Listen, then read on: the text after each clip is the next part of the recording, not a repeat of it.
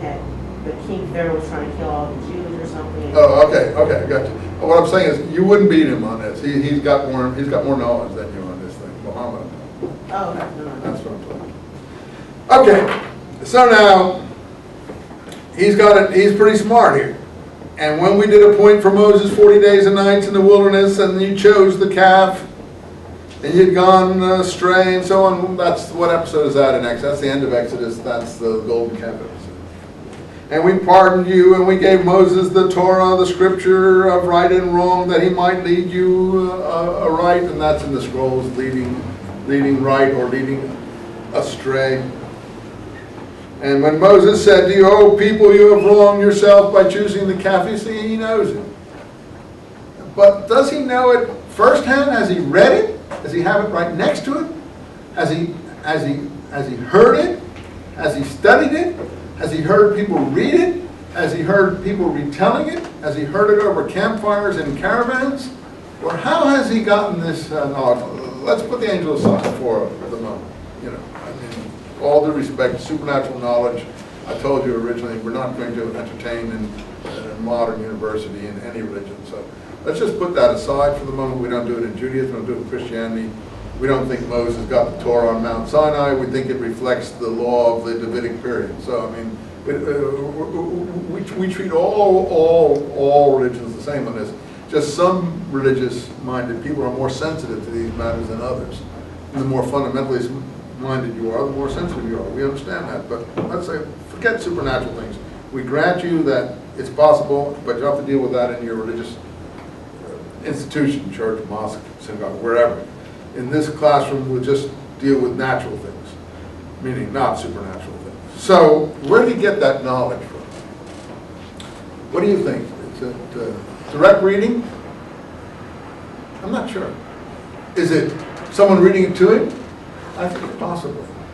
Is it someone telling him the stories? No, I don't think you could have that precise knowledge just from someone hearing someone tell the stories over campfires. You'd get it all wrong, you'd forget it and stuff like that. I think he's either actually heard the stories read or was able to read them himself. Now, Muslims say, no, he couldn't read. I'm not going to argue on that point. If that's how you see it, I defer to you. But there is, would anyone doubt that there's knowledge here? There is knowledge here. And it's not of James Joyce's Ulysses, okay? The knowledge here is not about Homer.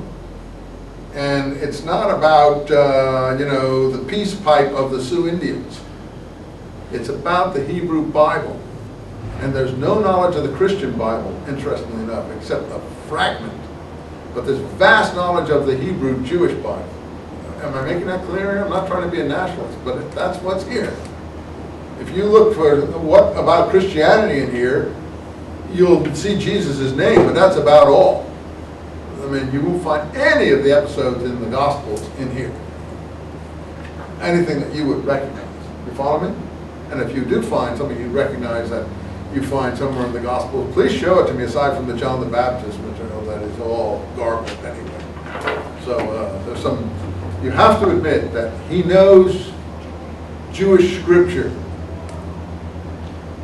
quite well, whereas he doesn't know Christian scripture, or the angel doesn't know Christian scripture hardly at all. Is that a fair statement? Anyone want to argue that one? I think that's just bubbles from the jar. Okay, so this knowledge of he has a good knowledge here. You chose the calf. If I read the Bible for the first or second time, this is what I would remember. Oh, the children of Israel went astray. Sort of what you get in Sunday school, this kind of thing. Chose the calf, and then Moses came down and broke the law and was angry, and they burned the calf, and then the sons of Levi went through. See, I even know, I can tell you more about that. The sons of Levi went through the camp and killed everybody who was worshiping the golden calf, and so on and so forth. I've already put in a lot more material than he has here. Yeah. And line 49 to yeah. all the way down. What is he referring to? I can't hear you. What? What is he referring to as we, the capital we? Oh, that's the royal we.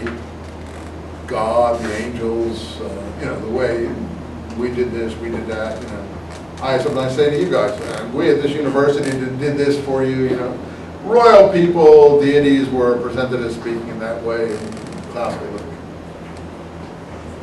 It's just a form of, I assume it's God he's referring to.